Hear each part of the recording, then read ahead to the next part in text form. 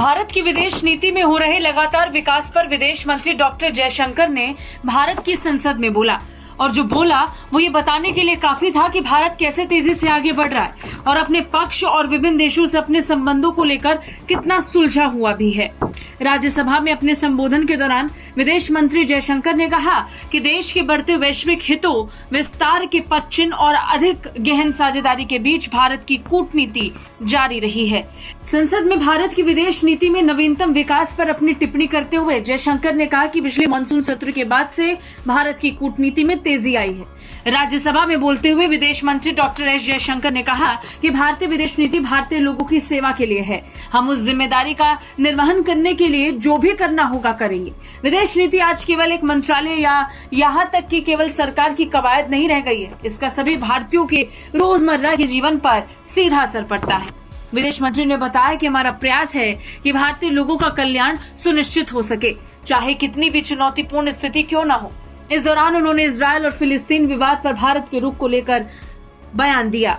विदेश मंत्री ने कहा कि ये साफ है कि हम दो राज्य समाधान का समर्थन करते हैं, जिसमें दोनों राज्य शांतिपूर्वक साथ साथ रह रहे हैं। फिलिस्तीनी शरणार्थी कल्याण एजेंसी के लिए हमारा वित्तीय समर्थन भी बढ़ा है। इसी तरह हमने आर्थिक संकटों का सामना कर रहे श्रीलंका का समर्थन किया, जिसमें तमिल समुदाय, सिंगली समुदाय और बाकी सभी समुदाय के लोग भी शामिल हैं। गंभीर आर्थिक स्थिति में पड़ोसी को समर्थन देने में हमने सांप्रदायिक रुख नहीं अपनाया। वहीं चीन पर भी विदेश मंत्री जयशंकर ने बयान दिया। चीन जब बार बार कोशिश करता है कि भारत की सीमा में दखल दिया जाए और इसे सुनकर विदेश मंत्री डॉक्टर जयशंकर ने दो टूक जवाब दिया, जिसे सुनकर संसद में तालियां बजने लगी। राज्यसभा में बोलते हुए विदेश मंत्री ने कहा, भारत एलएसी को एक तरफा बदलने की चीन के प्रयासों को बर्दाश्त नहीं करेगा। अगर चीन सीमा क्षेत्र में सेना का निर्माण जारी रखता है तो उसका दोनों देशों के संबंधों पर गंभीर प्रभाव पड़ेगा और चिंता होगी।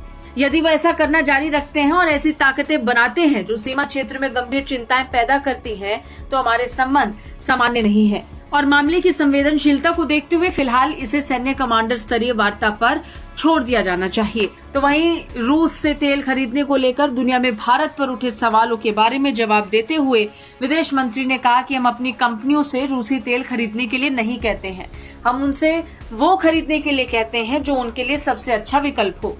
इस वक्त भारत का डंका दुनिया में बज रहा है। पूरी दुनिया में भारत की नीति, विदेश नीति और कूटनीति की चर्चा है। चाहे बात चीन की करें या किसी दूसरे देश की, सभी के सभी आज भारत का साथ चाहते हैं, जो विदेश मंत्री के बयान से साफ झलक रहा था। ब्यूरो रिपोर्ट, भारत तक।